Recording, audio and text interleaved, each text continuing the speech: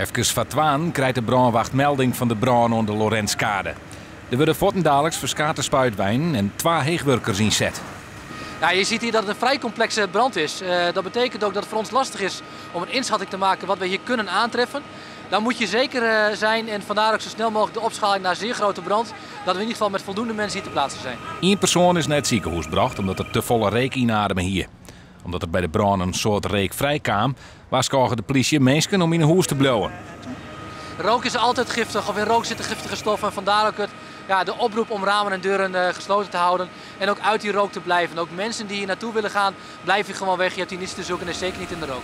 Net alleen het pand dat de brand begint, ook een gebouw ernaast en de loodsen daarachter, haskeer. En dat heeft ermee te maken dat we niet binnendoor naar het pand kunnen gaan, dat gewoon te gevaarlijk voor ons is.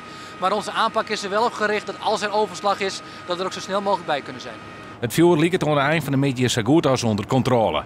Het zijn brandmaster is dan nog net jong.